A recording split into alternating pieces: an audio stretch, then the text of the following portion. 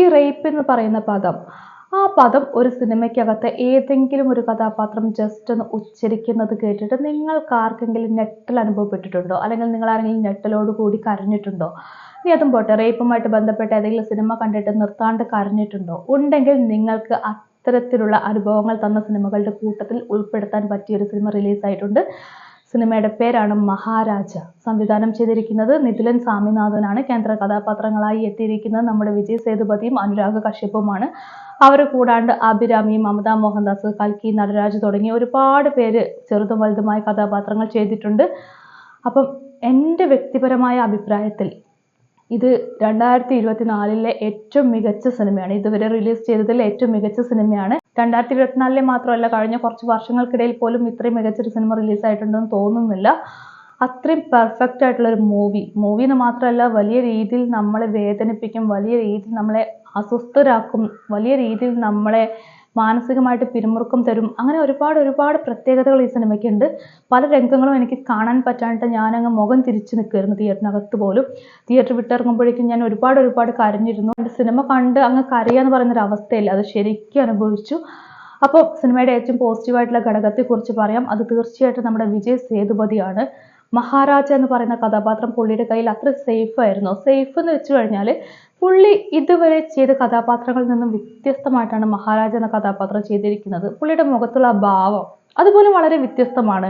അത് ശാന്തതയാണോ അല്ലെങ്കിൽ നിർവികാരതയാണോ എന്നൊക്കെ നമുക്ക് തോന്നിയേക്കാം, അല്ലെങ്കിൽ ശാന്തതയ്ക്കും നിർവികാരതയ്ക്കും ഇടയിലുള്ള എന്തോ ഭാവമാണെന്ന് തോന്നിയേക്കാം. പക്ഷെ ഇതൊന്നുമല്ല. അതിനും ഉള്ളിലേക്ക് ഒരുപാട് നിഗൂഢമായ കാര്യങ്ങൾ പുള്ളിയുടെ ഉള്ളിൽ കിടപ്പുണ്ട്. അതെല്ലാം അടക്കി പിടിച്ച ഈ ഭാവം എന്ന് പറയുന്ന സംഭവമില്ല, അത് ഗംഭീരമാണ്. മാത്രമല്ല, ഈ ഒരു സ്ഥായി ആയിട്ടുള്ള ഒരു ഭാവം, ആ ഭാവത്തിന്റെ ഏറ്റക്കുറച്ചിലുകളാണ് സിനിമയിൽ മൊത്തം ഇദ്ദേഹം കൈകാര്യം ചെയ്യുന്നത്. ആ ഏറ്റക്കുറച്ചിലുകളൊക്കെ അതിന്റെ എക്സ്ട്രീമിലേക്ക് പോകുമ്പോഴേക്കും നമ്മളങ്ങ് അത്ഭുതപ്പെട്ടു പോകുന്നൊരവസ്ഥയില്ലേ, അത് ശരിക്കും അനുഭവിക്കാൻ പറ്റും.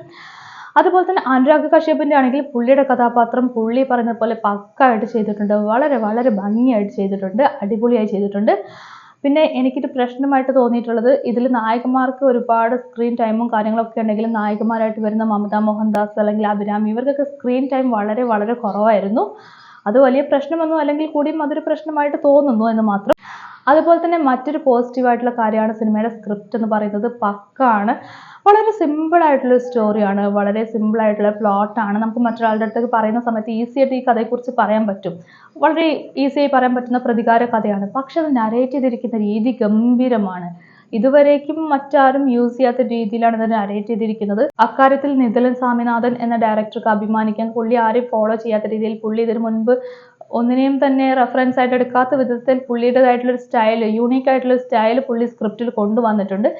പിന്നെ സ്ക്രിപ്റ്റിൽ ഡയലോഗ്സ് ഒക്കെ വളരെ കുറവാണ്. വളരെ മിനിമലിസ്റ്റിക് ആയിട്ടാണ് ഡയലോഗ്സ് യൂസ് ചെയ്തിരിക്കുന്നത്. ആവശ്യത്തിന് മാത്രം, അനാവശ്യമായ ഒരു ഡയലോഗ് പോലും വരുന്നില്ല.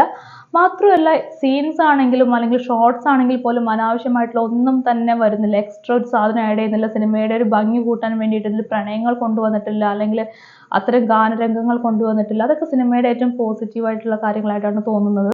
ഇതിനകത്ത് വിജയ് സേതുപതിയുടെ മകളായിട്ട് അഭിനയിച്ചൊരു പെൺകുട്ടിയുണ്ട്.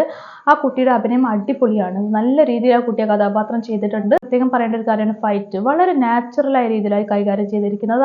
അതൊരു കൊറിയോഗ്രാഫ് ചെയ്തു എന്നുള്ള രീതിയിലും നമുക്ക് തോന്നില്ല. വളരെ നാച്ചുറലായ രീതിയിലാണ് ആക്ഷൻ കാര്യങ്ങളൊക്കെ ചെയ്തിരിക്കുന്നത്. പിന്നെ ഈ സിനിമയുടെ ക്ലൈമാക്സിനെ കുറിച്ച് പറയുകയാണെങ്കിൽ, സാധാരണ സിനിമകളിലൊക്കെ നമുക്ക് കണ്ടു പരിചയമുള്ള ക്ലൈമാക്സ് തന്നെയാണ് ഈ സിനിമയ്ക്കകത്തും ഉള്ളത്. അതായത് ക്ലൈമാക്സിൽ ചില ടെസ്റ്റുകളും കാര്യങ്ങളൊക്കെ വരുന്നുണ്ടെങ്കിലും ഈ ഒരു പ്രതികാര കഥയായതുകൊണ്ട് തന്നെ ഈ പ്രതികാരം നിറവേറ്റുന്ന രീതിയൊക്കെ അതൊക്കെ സാധാ സിനിമകളിൽ കാണുന്ന കാര്യം തന്നെയാണ്. പക്ഷേ ഈ പറഞ്ഞിരിക്കുന്ന നരേറ്റ് ചെയ്തിരിക്കുന്ന രീതിയിലും വിജയ് സേതുപതിയുടെ പെർഫോമൻസിലുമാണ് അത് വ്യത്യസ്തമായിക്കൊണ്ടിരിക്കുന്നത്. ഫിലോമിൻ രാജാണ് സിനിമയുടെ എഡിറ്ററായിട്ട് വർക്ക് ചെയ്തിരിക്കുന്നത്. സിനിമയുടെ ഒരു സസ്പെൻസ് ഉണ്ട്, അത് നിലനിർത്താൻ ഫിലോമിൻ രാജിന്റെ ഈ വർക്കിന് സാധിച്ചിട്ടുണ്ട്. അതുപോലെ തന്നെ ദിനേശ് പുരുഷോത്തമനാണ് ഛായാഗ്രഹണം ചെയ്തിരിക്കുന്നത്. ഗംഭീരമായിട്ടുള്ള വർക്കാണ്. ഏത് നിലയ്ക്ക് നോക്കുവാണെങ്കിലും അതിഗംഭീരമായ അസാധാരണമായിട്ടുള്ള സിനിമ തന്നെയാണിത്.